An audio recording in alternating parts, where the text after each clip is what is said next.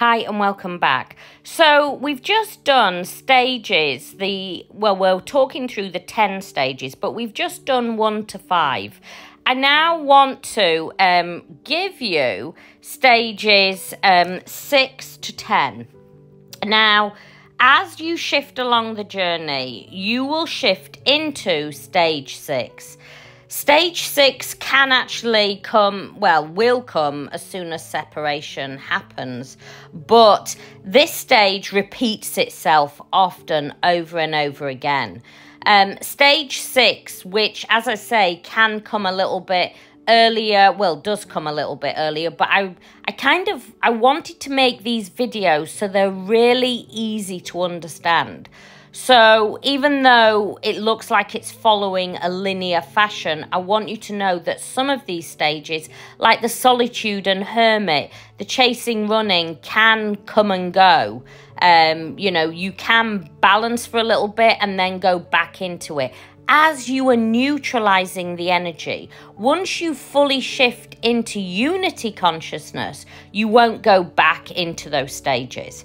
So stage 6 is the chasing and running. This stage can repeat over and over as divine feminine chases, divine masculine will run.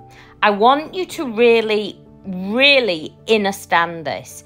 If you are chasing, it will equal divine masculine to run. How do you chase? You chase by looking them up. You chase by thoughts, by sending love. And then most people go, well, what are you trying to say, Kat? I can't even send them love. No, that is seeing them as separate to you. You are one soul. This is a journey of one soul. This is not soulmates. This is not like any normal relationship you will ever have. This is beyond this world. It is a magical journey and a dance of the one soul.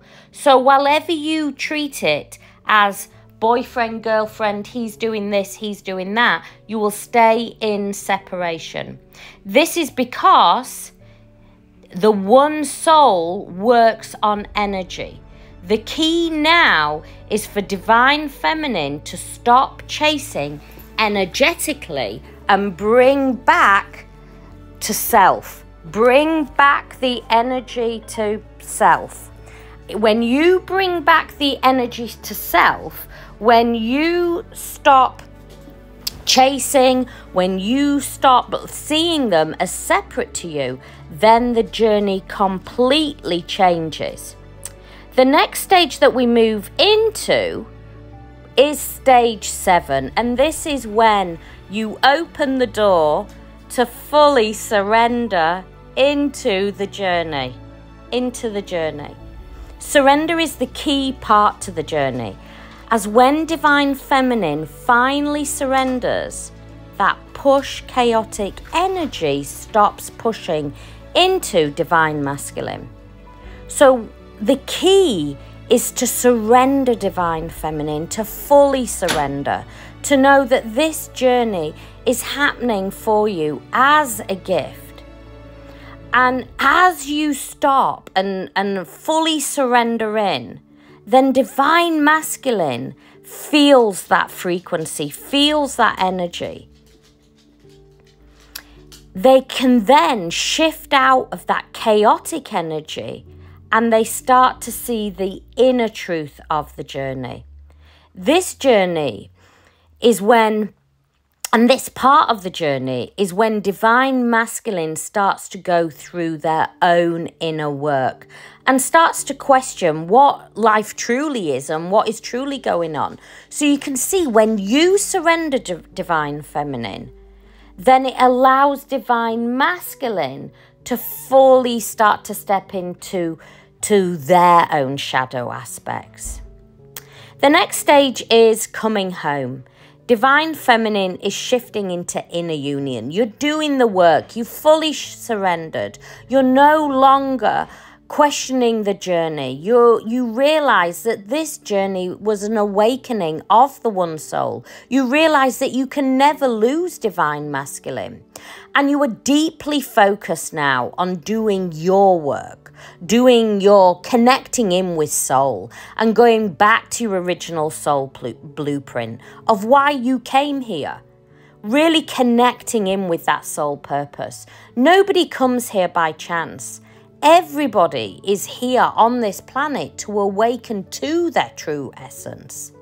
At this point, Divine Feminine will fully move into unity consciousness and is now aware that they are a multi-dimensional soul and that you are the creator of your own reality. This is a really beautiful part in the journey.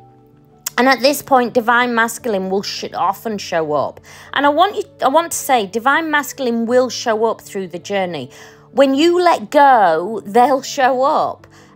When you start to make the journey solely about you, they feel it, and so they come back in.